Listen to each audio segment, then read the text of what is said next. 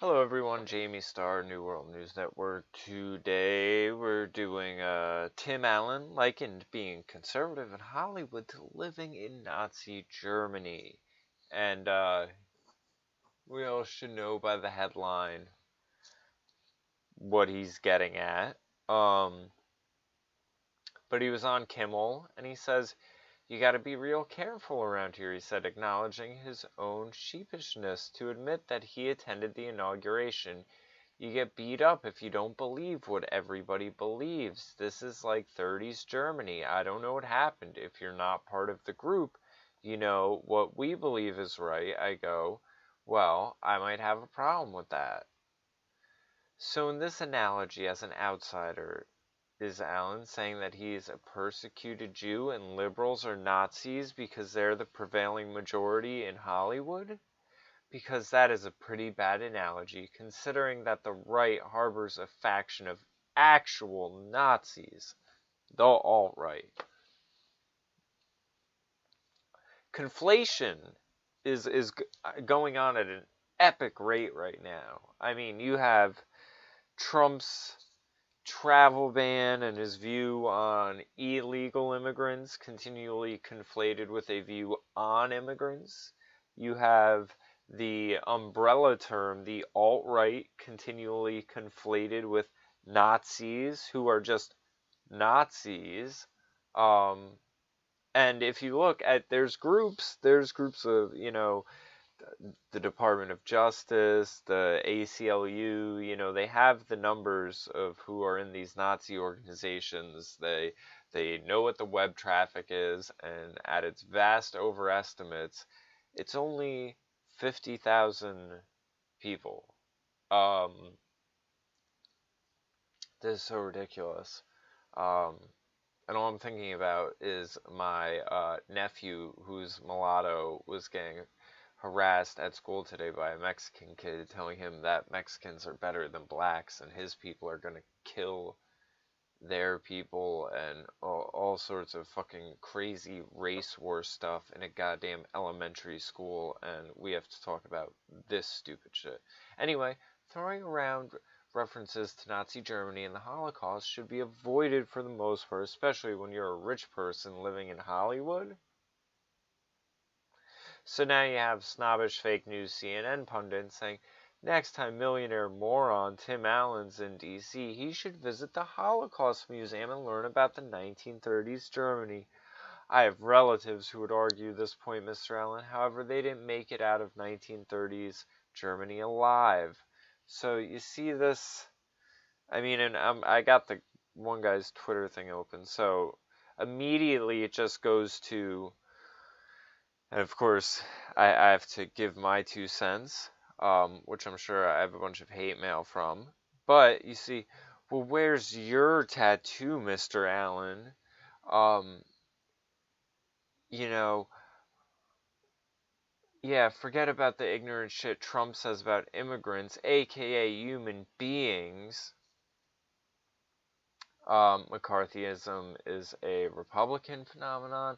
And here's the other thing. Somehow, a whole bunch of stuff like socialism that's always been on the left-wing side of things and has all the left-wing characteristics is continually labeled as a right-wing thing.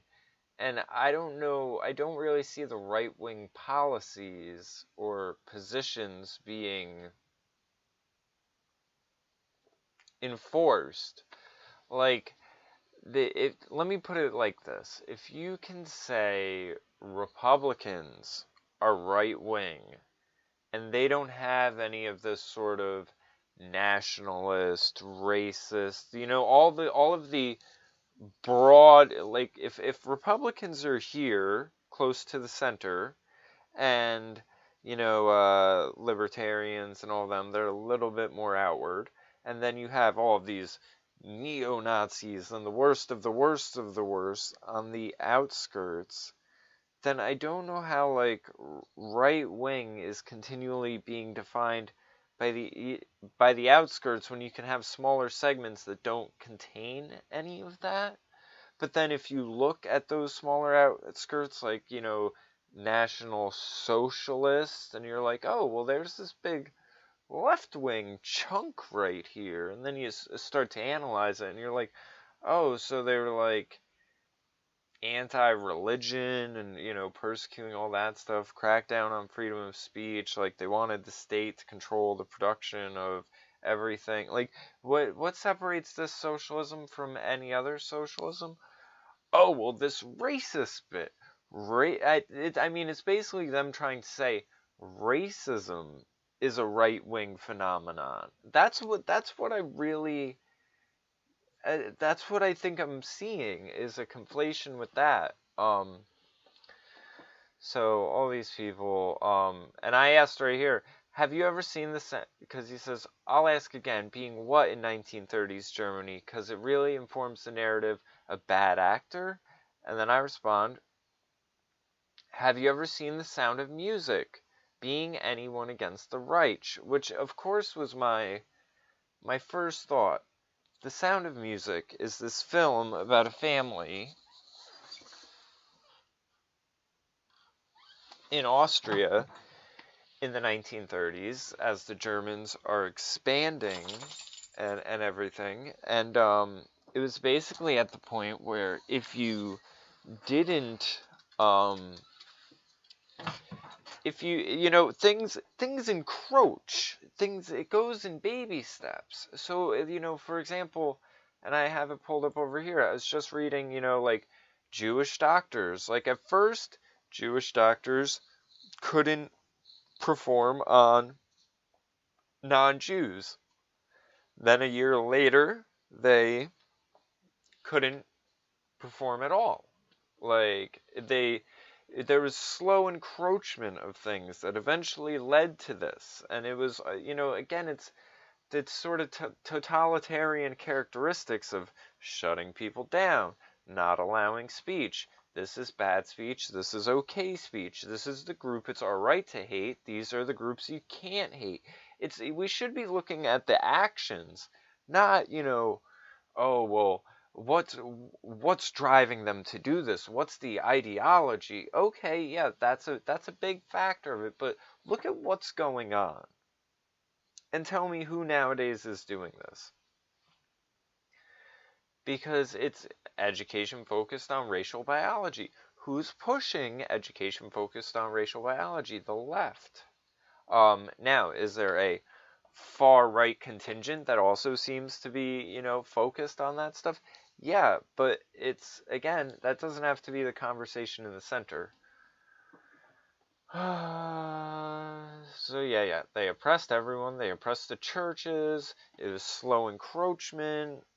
1940s is when Auschwitz opened. So, I mean, there was 2 decades of this. For people to automatically be going to the furthest, well, there are people who died. I mean, everything's cranked up to 11 all the time.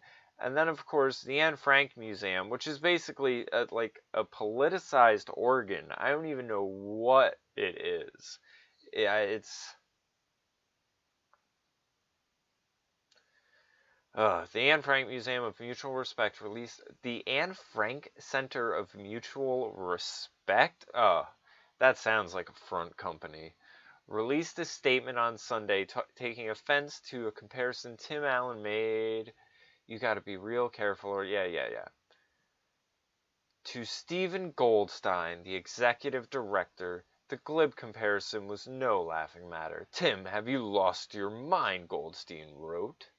No one else in Hollywood today is subjecting you or anyone else to what the Nazis imposed on Jews in the 1930s. The world's most evil program of dehumanization, imprisonment, and mass brutality implemented by an entire national government as the prelude for the genocide of nearly an entire people. Very dramatic. He added, sorry, Tim, that's not just the same as getting turned down for a movie role. It's time you leave your bubble to apologize for the Jewish people and to be sure and other peoples also targeted by the Nazis. And Frankly, I don't think he should apologize. I think if you have an issue with what he said, you're not listening. We should just engage in the leftist tactics and be like, "Oh, well, if you can't understand it, you're obviously too privileged. You're not listening. You're below my comprehension level. If you're not able to understand it, that's your problem." Um this idea that everyone should be on a continual apology tour because there's social capital to be found in everyone getting offended, and this being the new this is the new form of celebrity gossip, basically, where instead of it being gossip about who's sleeping with who and who's wearing what dress and shit like that. It's who's offended over what joke, who couldn't handle what analogy. Someone tweeted something. Rosie O'Donnell attacked Donald Trump. Trump attacks back. Now he thinks all women are pigs because Rosie O'Donnell is the international representation of every woman. Like, come on. It's retarded at this point. But if you don't get it, whatever. I don't know how Nazis are magically right wing. Dinesh D'Souza gave a talk about this recently. How there's this sort of rewriting of history going on. But there's lots of articles debunking that, and it turned very like atheist, pagan. It was weird. There's even books saying that the SS were gay, and it was gays, more masculine gays persecuting the feminine ones.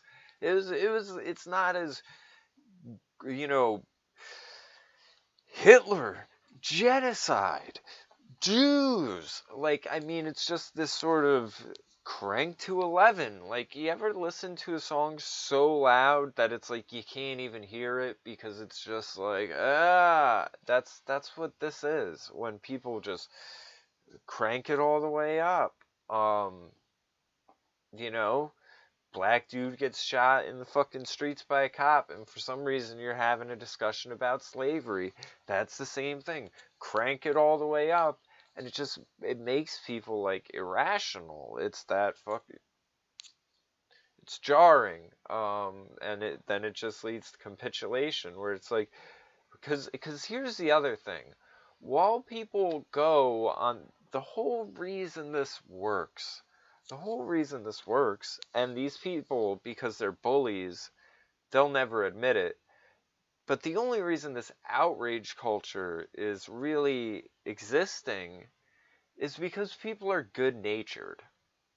They're not as bad as everyone wants to make them seem, because you have these do-gooder idiots, on this crusade for social justice. They're useful idiots just destroying the culture, but good intentioned. You have the people who capitulate continually because they're good intentioned, and then you have the people who are just like, okay, you're a useful idiot.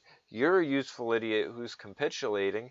This is doing nothing but continually feeding a fire that is dividing everybody. We should stop it. That's my good intention. But the good intention from someone like me is at odds with the other two. So there's really the evil people, the actual evil people of the world nowadays, because of the outrage culture, are never fucking mentioned. They're never mentioned. I mean, think of it like this. The amount of media time spent trying to say Donald Trump was calling all Mexicans rapists.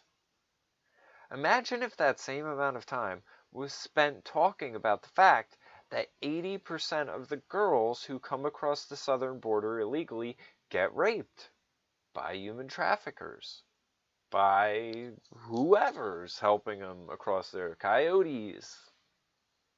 It's fucking dangerous. Imagine if that issue, and again, it's all put on there. It's, oh, we care about the illegals. We care about the Mexicans. They want a shot at the American dream. We're a nation of immigrants, whatever. And it's like, okay, what about these girls? What about these girls? Who's speaking for these girls? Trump. But if you listen to the media, he's the monster. It's all fucking crazy. Alright, well, I guess that's my thoughts on that. So, on to the next video. Have a good one, everyone. Follow, subscribe, check the links below. You know the deal.